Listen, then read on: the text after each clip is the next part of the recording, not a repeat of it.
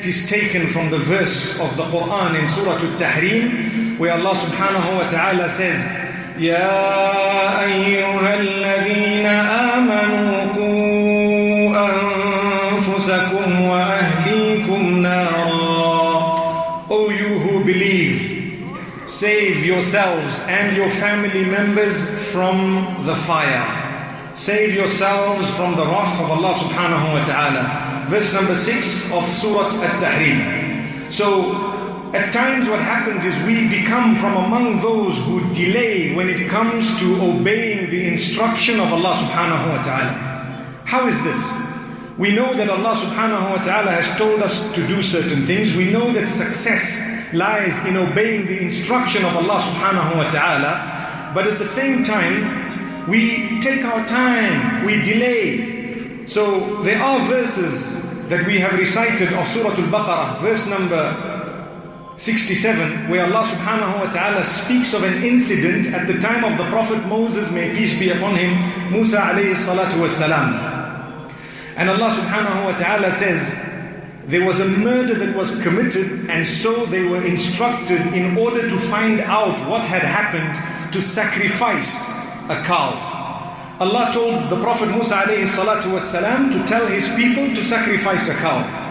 وَإِذْ قَالَ مُوسَى لِقَوْمِهِ إِنَّ اللَّهَ يَأْمُرُكُمْ أَن تَذْبَحُوا بَقَرَةً.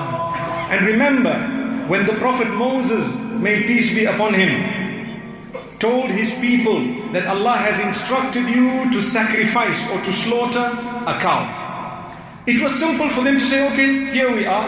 We grabbed hold of the first cow and we slaughtered it, we sacrificed it. Is there anything else you want? Subhanallah. That is the condition of a true mu'min.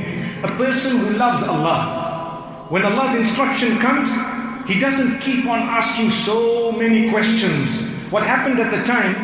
They said, well, you're telling us to cut a cow. Now, what type of a cow? There are plenty cows out there. That was already a sign that they were not so keen, And thereafter, they were told, okay, it should be a cow that is of this quality and that quality. They went around hunting for the cow. They found the cow. Then they said, no, hang on. What color is it supposed to be? Because now there are quite a lot of cows that fit this description. So they were told that, okay, it is a cow that is golden yellow in color, and so on. And it is a cow that, is very soothing to the eye when looked at. So they found several cows like that. Again they said, well, look, you know what, we are still confused. We still want to know more details about the cow, and so on. And what happened as a result? They ended up sacrificing a cow after a long, long delay. And Allah says in verse number 74, ثُمَّ قَسَتْ قُلُوبُكُم مِّن بَعْدِ ذَلِكَ فَهِيَ كَالْحِجَارَةِ أَوْ أَشَدُّ قَسْوَةً. Then your hearts became hardened until they were as hard as a rock or even harder.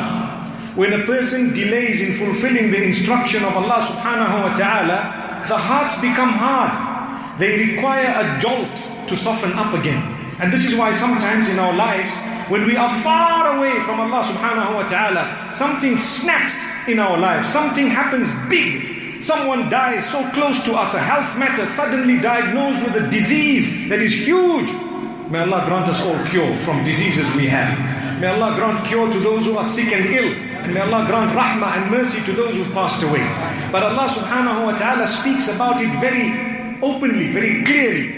Speaking about the hardening of the heart. When Allah softens that heart through a jolt, remember, the true mu'min, the true believer does not wait for the day when the jolt comes to turn to Allah. Turn now. My brothers and sisters, a beautiful day from these days of Ramadan. What is making you delay? What is it that is making you not turn to Allah subhanahu wa ta'ala? May Allah subhanahu wa ta'ala grant us a turning point. Remember, the more you delay, the more hard your heart becomes. So hard that it becomes harder than a rock. Allah says some of the rocks, you hit them and water gushes forth. But some of the hearts, you hit them and they still don't turn to Allah. May Allah subhanahu wa ta'ala never make us from among those. So save yourselves from the hardening of the heart by adopting the instruction of Allah as soon as it comes to you.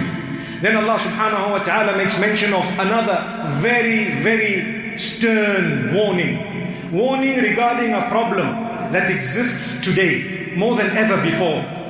The issue of black magic. I'm sure we've heard about it. If you want to save your iman, you want to save yourself and your belief, you want to save yourselves when it comes to the wrath and the punishment of Allah and losing your iman, then stay away from black magic. Stay away from casting spells. Let's ask ourselves, why do people do it? In this part of the world they call them sangomas, I think. In my country they call them ngangas. Some places they call them witch doctors and so on. They go to them because they want to separate people. They want to create problems. They are jealous. They want to see someone not doing well anymore. They want the business from another person. They want to steal someone else's spouse. Sometimes they go to them in order to increase the love between husband and wife. Sometimes they go to them so that the people who are doing well can no longer do well. Why? Do you know that by going to them you have lost belief in Muhammad sallallahu alayhi wa sallam?